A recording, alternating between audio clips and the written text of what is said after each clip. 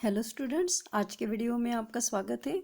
आज हम देखेंगे मराठी अंतर्वर्ती इस पाठ्य पुस्तक का पाठ 11वां लेजिम, इसका स्वाध्याय। ओके, तो देखते हैं स्वाध्याय।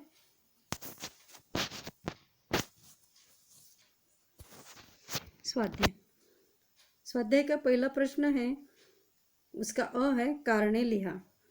शेतकऱ्याचे मन प्रसन्न झाले कारण लिखना है और शेतकरी का मन प्रसन्न हुआ कारण क्या है, इसका लिखना है। देखते हैं उत्तर। शेतकऱ्याचे मन प्रसन्न झाले कारण सुगीचे दिवस शुरू झाले। क्या हो गया था कि सुगी के दिन शुरू हो गए थे, फसल के दिन शुरू हो गए थे। बीज बोने के बाद जो फसल आती है तो वो दिन शुरू हो गए थे, इसलिए किसान का मन कैसे था, प्रसन्न था। तो यह है पहले का उत्तर। उसका आ है, आकृति पूर्ण करा। ये आकृति आपको यहाँ दी है और उसको पूरा करना है।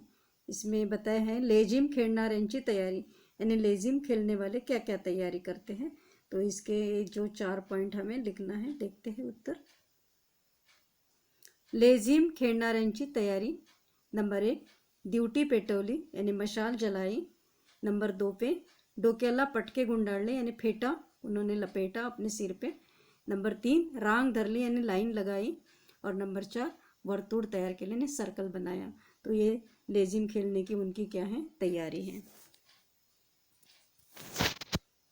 प्रश्न दूसरा है, लेजिमचा मेळा किती वेळ खेळत होता।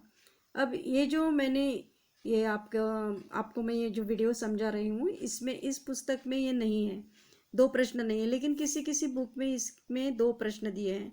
और बहुत सारे लेसन में ऐसे होता है कि बहुत सारे प्रश्न एक पुस्तक में दिए हुए होते हैं और दूसरे बुक में नहीं दिए होते। तो बच्चों के कमेंट्स भी आते हैं कि मैडम आपने ये नहीं समझाया, वो नहीं समझाया। तो वो मेरे बुक में जो है वो मैं समझाती हूँ, लेकिन अभी मेरे ध्यान में आया कि इसमें और भी एक प्रश्न है। प्रश्न नंबर 2 में एक अ और आ है, तो ध्यान में आया तो मैं इसको भी समझा देती हूँ। पहले इसको समझाती हूँ। लेजिमचा मेळा किती वेळ खेळत होता, यानी लेजिम का जो जमाव है वो कितना देर तक खेल रहे थे। उत्तर ये है उसका उत्तर, संध्याकाळ रात्र पहाड़। यानी शाम को इनकी लेजिम शुरू हो गई थी, रात भर खेले और सवेरा हुआ, दिन भी निकला तो भी खेल ही रहे थे। तो इसका उत्तर हो गया संध्याकाळ रात्र पहाड़। और इसमें दूसरे बुक में ये दूसरा प्रश्न है, कवितेत उल्लेखलेले लेजिमचे 2 प्रकार। यानी कविता में लेजिम के 2 प्रकार आए हैं, कौन से हैं। तो नंबर 1 उत्तर है इसका, नंबर 1 रांग धरून यानी लाइन लगा के, और नंबर 2 मंडल तैयार करके यानी सर्कल बना के। तो ये इसका उत्तर है।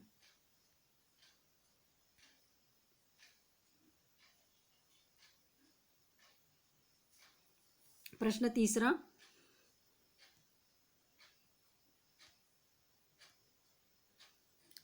तीसरा, कवितेतील खालील ओळींचा तुम्हाला समजलेला सरळ अर्थ लिहा। यानी कि ये लाइन दिए है कविता के, दिवस सुगीचे सुरू जाहले, लेजिम चाले मंडल धरुनी, मावळतीला चंद्र उतरला। ये कविता की लाइनें हैं। तो इन लाइनों को आपको समझ में आया, वो अर्थ यहाँ पे हमें लिखना है। तो देखते हैं हम इसका उत्तर। पहला जो है, दिवस सुगीचे सुरू झाले, उसका उत्तर है शेतात धान्य पिकल्याचा हंगाम शुरू झाला, यानी खेत में फसल आने का सीजन शुरू हो गया। इसमें दूसरी ओळ यानी दूसरी लाइन थी कविता की, लेजिम चाले मंडल धरुनी, यानी लेजिम गोलाकार चलती है, तो गोल वर्तुड़ाकार फेर धरून लेजिम खेळ चालला, ये उसका उत्तर है। गोल यानी सर्कल बना के, वर्तुड़ाकार फेर धरून यानी वही गोल गोल घूम के लेजिम खेल चल रहा था। इसका तीसरा प्रश्न था, यानी तीसरा कविता की तीसरी लाइन थी, मावळतीला चंद्र उतरला। तो इसका उत्तर है चंद्र मावळण्यासाठी पश्चिम दिशेला कलला, यानी कि चांद अस्त होने के लिए पश्चिम दिशा की ओर जाने लगा। प्रश्न 4 का अ, खालील शब्द व त्यांचे अर्थ यांच्या जोड्या जुड़वा, जोड़ी लगानी है हमें। इधर हमें कुछ शब्द दिए हुए हैं और इधर उनका अर्थ दिया है, तो ये जोड़ी हमें लगानी है। तो चलो लगाते हैं जोड़ी। ड्यूटी, मैंने शुरू में ही आपको समझाया था, ड्यूटी यानी छोटी मशाल। तो इसको जोड़ी लगेगी ये।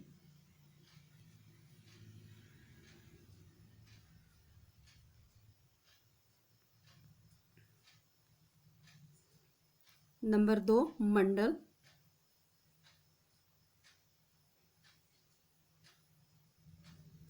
नंबर 2 मंडल, मंडल यानी गोल।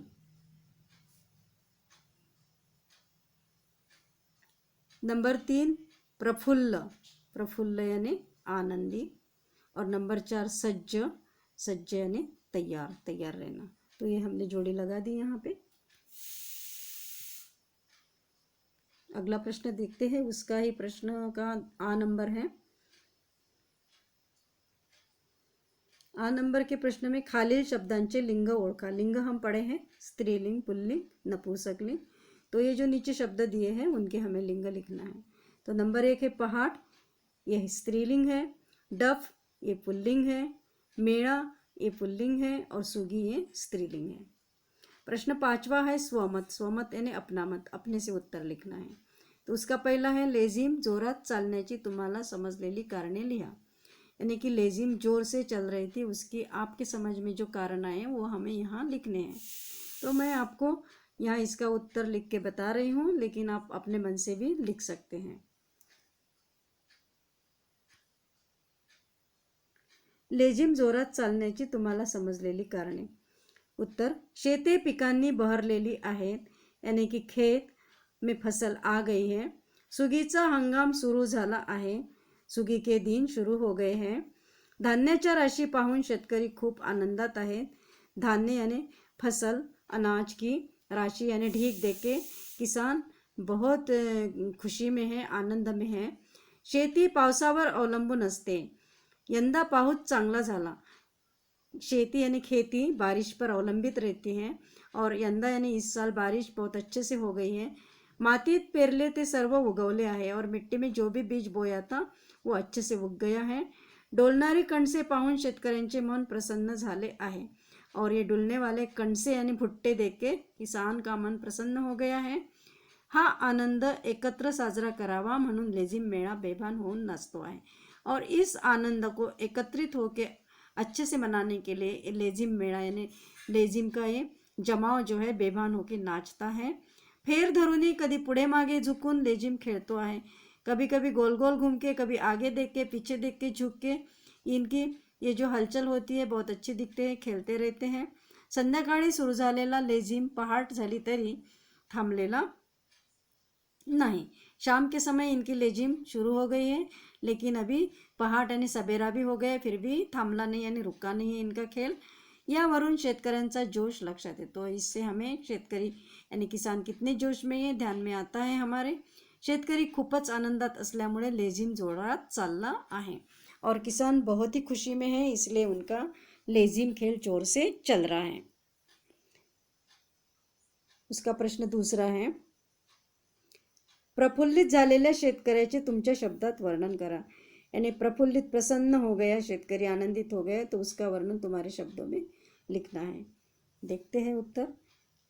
आपली बहुतांश शेती पावसावर अवलंबून आहे, म्हणून शेत नांगरून पेरणी होताना शेतकरी पावसाची आतुरतेने वाट पाहतात। इसका मतलब ये है हिंदी में कि हमारी बहुतांश खेती, हमारा देश कृषि प्रधान है, तो बारिश पर निर्भर रहती है, और शेत नांगरने, शेत जोत के तैयार करके किसान बारिश की बहुत उत्सुकता से इंतजार करता रहता है। यंदा पाऊस चांगला झाल्यामुळे पेरलेले बियाणे जोमाने उगवले, और इस साल क्या हो गया, बारिश बहुत अच्छे से हुई, ना तो ज़्यादा हुई ना कम हुई, इसलिए जो बीज बोया था किसान ने वो बड़े जोम से उग गया है।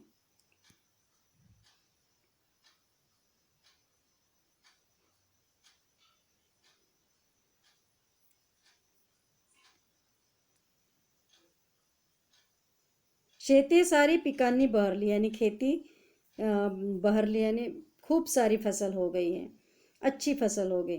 सुगीचा मौसम सुरू झाला, धान्याच्या राशी पाहून शेतकऱ्याला खूप आनंद झाला। सुगी का मौसम शुरू हो गया, और अनाज की ढीक देख के किसान को बहुत आनंद हो गया। त्याचे मन प्रफुल्लित झाले, तो आनंद साजरा करावा म्हणून शेतकरी एकत्र जमून लेझिम खेळू लागले। उसका मन प्रफुल्लित हो गया, और अपना आनंद व्यक्त करने के लिए किसान एकत्रित होके उनका जमाव, उनका समूह लेझिम खेळणे लगा. बेभान होऊन लेझिम खेळताना पहाट कधी झाली तेही कळले नाही. वो लेझिम खेलते खेलते इतने बेभान हो गए कि उनको रात कब चली गई और सवेरा कब हुआ वो भी उनके ध्यान में नहीं आया. खेलते खेलते सवेरा हो गया. मावळतीला चंद्र उतरला तरी जोरात लेझिम मेळा जमला होता. मावड़ती यानी पश्चिम दिशा को चांद अस्त होने के लिए जा रहा था. फिर भी लेझिम का जो जमाव है वो बहुत जम के खेल रहा था.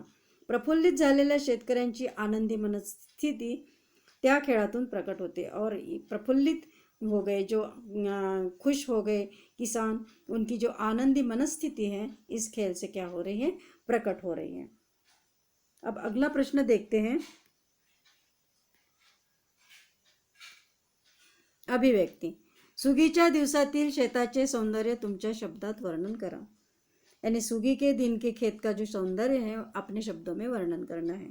देखते हैं उत्तर. अभिव्यक्ती का उत्तर. सुगीचा हंगाम हा शेतकऱ्याच्या जीवाभावाचा हंगाम असतो. त्यावर त्याचे जीवन अवलंबून असते. सुगी के दिन जो होते हैं, सुगी का सीजन जो होता है किसान का जीवाभावाचा यानी अत्यंत प्रिय सा हंगाम होता है, सीजन होता है और उसका पूरा जीवन उस पर अवलंबित रहता है. और पिकांनी भरलेले शेत डोळा भरून पाहणे हा त्याचा सर्वोच्च आनंद असतो. पिकांनी फसल से भरा हुआ खेत जब वो अपनी पूरी आंखें भर भर के देखता है, ये उसका सर्वोच्च आनंद होता है. सुगीच्या दिवसातील शेत खूप मनोहारी असते. शेतात हिरवीगार कणसे वाऱ्यावर डोलत असतात. सुगी के दिनों में जो खेत होता है वो बहुत मनोहारी दृश्य होता है. खेत का हर एक खेत में हरा हरा सा दिखता है, भुट्टे लगे हुए और हवा के साथ झूम रहे, डोल रहे दिखता है. त्यावर पाखरांची भिरभिरी सुरू असते और उसमें पाखरू यानी पक्षी उड़ते रहते हैं भिरभिर इधर से उधर. बड़ा सुहावना दिखता है ये दृश्य. शेतातले बुजगावणे मजेदार दिसते. खेत में जो बुजगावने होते हैं, बुजगावने यानी एक पुतला बना के रखते हैं और आदमी जैसा, वो इसलिए होता है कि खेत में कोई चोरी नहीं करना चाहिए. किसी को लगेगा कि यहाँ रखवाली यानी पहरेदारी खड़ा है तो उसको बोलते हैं बुजगावने. तो वो बहुत मजेशीर दिखता है, मजेदार दिखता है. विविध रंग शेतात तरारून उठतात. खेत में एक हरा ही रंग नहीं दिखता है, विविध रंग, अनेक रंग दिखते हैं खेत में. देखो कैसे दिखते हैं, कौन कौन से देखते हैं. गव्हाचे शेत हिरव्या लोंब्यांनी नटलेले असते. गेहूँ आपने देखा होगा, उसको जो आते हैं लोंबी बोलते हैं उसको, वो हरी हरी रहती हैं. तर भाताचे शेत हिरव्या पिवळ्या रंगाने चमकते. और भात का, चावल का मतलब धान का जो खेत होता है उसका रंग हरा भी होता है और सूखने बाद पीला भी हो जाता है, तो वो चमकता रहता है सोने जैसा. ज्वारी बाजरीची कणसे जांभळट रंगाची पखरण करतात. और ज्वार और बाजरा की जो भुट्टे होते हैं वो हल्का सा जांभळट आणि जामुन जैसे रंग के होते हैं. तर तुरीच्या शेतावर नारंगी रंग लहरत असतो. और अरहर का जो फसल होता है, अरहर की जो खेती होती है उसमें नारंगी यानी लालसर रंग दिखता है. सुगीच्या दिवसातील शेतावर पसरलेली अपरंपार हिरवी माया शेतकऱ्याला मनापासून सुखावते.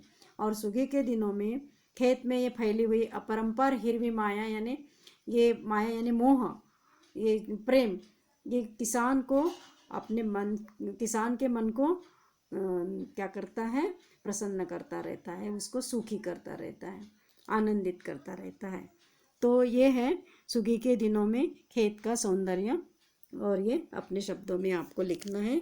मैंने आपको यहाँ स्पष्टीकरण करके बताया है कि आप इस प्रकार से लिख सकते हैं, लेकिन आप मन से भी लिख सकते हैं.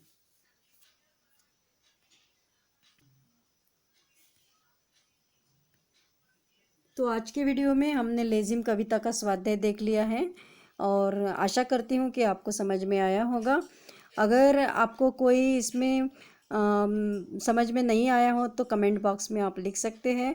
अगर आपको वीडियो पसंद आया हो तो आप इसको लाइक करें, शेयर करें. सब्सक्राइब नहीं किया हो तो चैनल को सब्सक्राइब करें और बेल आइकन दबाइए ताकि आपको नोटिफिकेशन आता रहेगा. और इसी के साथ थैंक यू.